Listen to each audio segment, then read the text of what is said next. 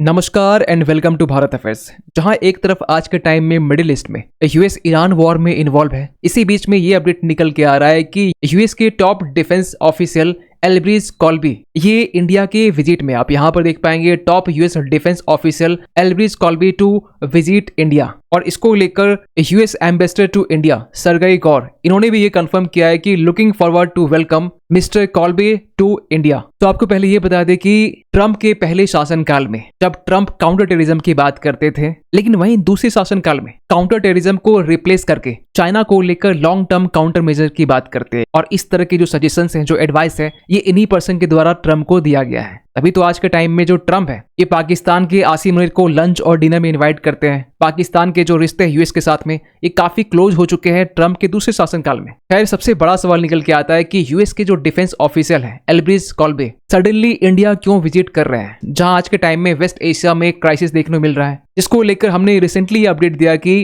Trump ने हाल ही में 5 days के लिए यहां पर ईरान को अल्टीमेटम दिया है। और ऐसे टाइम में यूएस के टॉप डिफेंस ऑफिशियल इनका इंडिया विजिट करना, इसके पीछे क्या रीजन हो सकता है? पहली बात तो यहाँ पर जो सामने निकल के आ रही है, जहां ये कहा जा रहा है कि हो सकता है कि भारत और यूएस के बीच में जेवलिन मिसाइल को लेकर डील हो सकता है, या फिर तेजस मार्क 2 फाइटर जेट, जिसमें हम लोग यूएस के जीई जो जनरल इलेक्ट्रिक का जो F414 इंजन है इसे यूज करने वाले, इसको लेकर भी डील हो सकता है। इसको लेकर हम लोग डिटेल से बात करेंगे। लेकिन इसके अलावा भी भारत और यूएस के बीच में जो इंडस एक्स फोरम बनाया गया था 2023 के टाइम में, जो बाइडेन के टाइम में, इसको भी रिवाइव करने को लेकर यहाँ पर डिस्कशन हो सकती है। लेकिन दूसरी रिपोर्ट यहाँ पर यह कहती है कि ये जो सडन विजिट है, हो सकता है कि हाल ही में 20 फरवरी के आसपास में यूएस के अनऑफिशियल जासूस मैथ्यू वेन डाइक, इन्हें अरेस्ट किया गया था कोलकाता में, जो टूरिज्म वीजा के जरिए म्यांमार के जो एथनिक ग्रुप्स है इन्हें यहाँ पर वेपन से लेकर जो ड्रोन से जो इक्विपमेंट है इन्हें यहाँ पर प्रोवाइड कर रहा था। क्योंकि मैथ्यू वेन डाइक को लेकर जो इन्फॉर्मेशन है, जो इनपुट है, जो इंटेलिजेंस इनपुट है, ये पहली बार रशिया की तरफ से दिए गए थे। तो यहाँ पर यूएस इस चीज को लेकर कंसर्न भी होगा कि इससे यूएस जो है ये पूरी तरीके से दुनिया के सामने एक्सपोज हो सकता है। खैर, क्या है ये पूरी कहानी, इसी चीज को लेकर इस वीडियो में डिटेल से बात करने वाले। लेकिन बात करते हैं शुरुआत से। तो जब ये वीडियो रिकॉर्ड हो रही है उस टाइम में यूएस के under secretary of war for policy Elbridge Colby, जो कि एक सीनियर यूएस डिफेंस ऑफिसर है, ये आज ही के दिन में भारत पहुंचते हैं, जहां ये कहा जा रहा है कि एक हाई लेवल एंगेजमेंट होने वाली है इंडियन ऑफिशियल्स के साथ में। और जब एल्ब्रिज कॉल्बी भारत पहुंचते हैं, आज एक दिन में इनकी तरफ से इंडियन ऑफिसर से मुलाकात भी की गई है। यहां तक कि इन्होंने भारत को लेकर यह कहा कि India is indispensable for maintaining a free open Indo Pacific. और ये बातें तब की जा रही है जब मिडिल ईस्ट में आज के टाइम में क्राइसिस है। यहां तक कि मिडिल ईस्ट टेंशन से पहले ट्रंप इंडो पैसिफिक को तवज्जो भी नहीं दे रहे थे। क्वाड को लेकर यहां पर ट्रंप बड़ी बड़ी स्टेटमेंट दे रहे थे। इवन कि इनकी तरफ से यह भी कहा गया कि जिस तरीके से अमेरिका फर्स्ट की बात करता है, फ्लेक्सिबल रियलिज्म के बारे में बात करता है, उसी तरीके से इंडिया का भी अप्रोच है। आप यहाँ पर देख पाएंगे India's approach as a Bharat first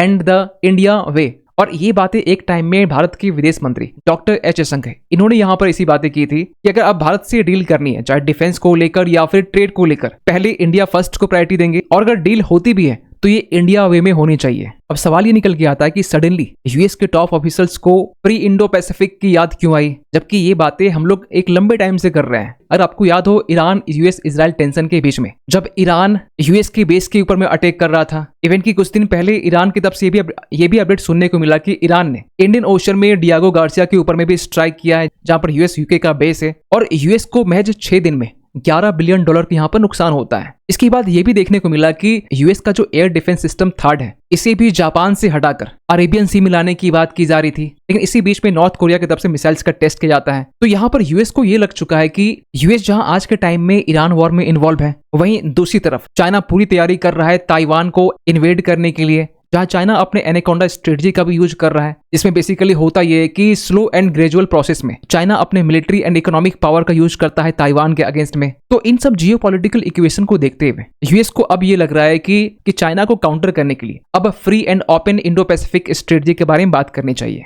खैर, यहाँ पर यह भी कहा जा रहा है कि इस विजिट में भारत के साथ में मुख्य तौर पर 3 डिफेंस डील को लेकर साइन की जा सकती है। पहले तो यहाँ पर जनरल इलेक्ट्रिक का F414 जेट इंजन, जिसका बेसिकली जो हम लोग यूज है ये तेजस मार्क 2 में हम लोग करने वाले हैं। और इस इंजन को लेकर जो डील है ये आज से 3 साल पहले 2023 की हम बात करें, जब पीएम मोदी यूएस विजिट करते हैं और इस इंजन को लेकर डील की जाती है, जिसमें यूएस ये कहता है कि हम आपको 80% टीओटी देने वाले, टेक्नोलॉजी ट्रांसफर करने वाले हैं। लेकिन पिछले साल जनवरी के टाइम में ये भी अपडेट सुनने को मिला कि एचएएल और जीई के बीच में जो नेगोशिएशंस है इसे यहाँ पर रोक दिया गया क्योंकि जीई की तरफ से इंजन के प्राइस को यहाँ पर बढ़ा दिया गया था। लेकिन पिछले साल दिसंबर के टाइम में यह भी अपडेट सुनने को मिला कि जीई और एचएएल के बीच में F414 इंजन को लेकर जो डील है ये अब ऑलमोस्ट मार्च के महीने में होने वाला। जी हाँ, इसी महीने की हम बात कर रहे हैं। और इसके जस्ट एक मंथ बाद में इसी साल जनवरी के मंथ में यह भी अपडेट सुनने को मिला कि जीई और एचएएल के बीच में 250 F414 इंजन को लेकर यहाँ पर डील की जा सकती है, जिसमें पहले ट्रेंच में 140 इंजन को लेकर यहाँ पर ऑर्डर किया जा सकता है। लेकिन दूसरा डील यहाँ पर होने वाला है पोसाइडन 8i जो एयरक्राफ्ट है,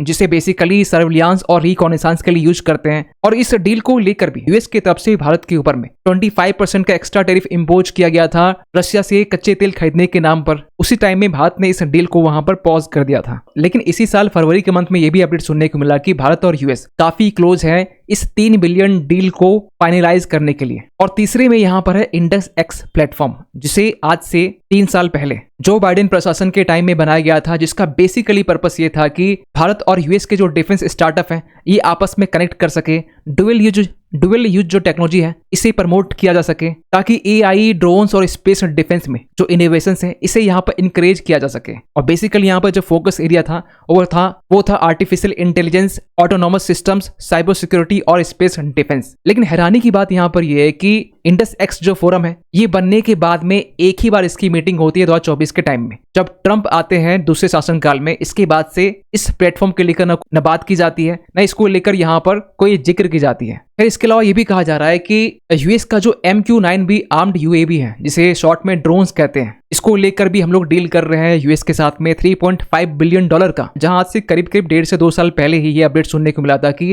भारत और यूएस 31 MQ-9B जो ड्रोन्स है इसको लेकर यहाँ पर डील को फाइनलाइज कर सकते हैं, जिसमें 15 जो ड्रोन्स हैं ये इंडियन नेवी यूज करने वाले हैं और 16 जो है ये इंडियन एयरफोर्स यहाँ पर यूज करने वाली है। लेकिन दूसरी तरफ रिपोर्ट्स ये बता रही है कि हो सकता है कि ये जो विजिट है ये यूएस के अनऑफिशियल जो स्पाई है मैथ्यू वैन डाइक, इनके लिए भी हो सकता है, क्योंकि पिछले ही मंथ 20 फरवरी के दिन में इन्हें अरेस्ट किया गया था कोलकाता से। अब सवाल ये निकल के आता है कि यूएस को यहाँ पर किस चीज का डर है। तो पहले आपको ये बता दें कि ये जो मैथ्यू वैन डाइक है ये यूएस के CIA के लिए अनऑफिशियल तरीके से पहले भी स्पाई कर चुका है। 2011 के टाइम में लीबिया में गद्दाफी के अगेंस्ट इन्होंने फाइट किया था, प्रिजनर ऑफ वॉर भी ये रह चुके हैं। इसी तरीके से सीरिया में जो रेबल्स ग्रुप है इन्हें भी ये ड्रोन से लेकर जो इक्विपमेंट है ये प्रोवाइड करता रहा है। यहाँ तक कि यूक्रेनियन फोर्सेस के साथ भी रशिया के अगेंस्ट में ये फाइट किया है। और जब पिछले महीने UAPA एक्ट के जरिए जब इसे अरेस्ट किया गया, क्योंकि नॉर्थ ईस्ट में टूरिज्म वीजा को लेकर एंटर करना ये कंप्लीटली बैन है, और भारत के नॉर्थ ईस्ट के जरिए ये म्यांमार के जो एथनिक ग्रुप है, वहां के जो मिलिटेंट हैं, उन्हें ड्रोन वॉरफेयर से लेकर जो जैमिंग टेक्नोलॉजी है ये प्रोवाइड किया करता था। तो अब यहाँ पर यूएस को इस बात का डर है कि अगर यूएस ऐसे रोग ऑपरेटर प्रूव हो जाता है तो इससे यूएस एक्सपोज हो सकता है कि यूएस की जो ओवरसाइट है ये कितना पुअर है। और अगर यूएस इस चीज से डिनाई करता है तो इससे कहीं न कहीं भारत के साथ जो ट्रस्ट है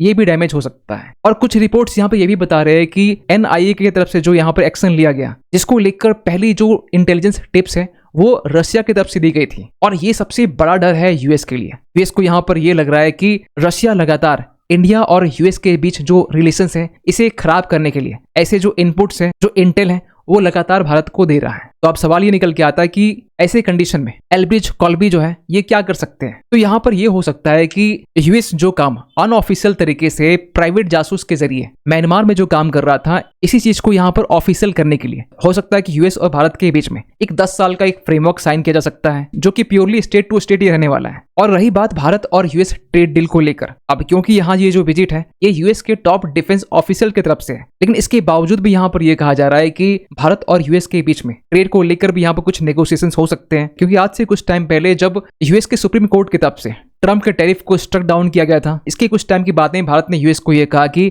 आपके साथ जो हमारे ट्रेड डील जो चल रहे हैं इसे फिलहाल अभी हम लोग पोस्टपोन करते हैं और हमें इस डील को लेकर कोई जल्दबाजी नहीं है। भारत यहाँ पर आज के टाइम भारत यहाँ पर वेट एंड वॉच की जो रणनीति है वो अपना रहा है। लेकिन ट्रंप ने इंडिया यूएस डील को लेकर यह कहा था कि भारत यहाँ पर टैरिफ पे करता रहेगा और we will not be paying tariff, और हम लोग भारत को टैरिफ पे नहीं करेंगे। आगे ये भी कहते हैं कि इंडिया यूएस डील को लेकर फिलहाल अभी कोई भी बदलाव यहाँ पर नहीं होने वाला है। लेकिन जो भी हो, ऐसे टाइम में यूएस के टॉप ऑफिसर्स का इंडिया विजिट करना ये अपने आप में काफी क्वेश्चन मार्क क्रिएट कर रहा है, क्योंकि वॉर के टाइम में जहां यूएस इन्वॉल्व है ईरान वॉर में, ऐसे टाइम में यूएस अगर अपने टॉप ऑफिसर्स को इंडिया विजिट करवाता है तो इसके पीछे कोई बड़ा रीजन हो सकता है। खैर, आप क्या सोचते हैं पूरे अपडेट को लेकर कमेंट कीजिएगा। मिलते हैं किसी अगले वीडियो में, तब तक के लिए थैंक यू सो मच।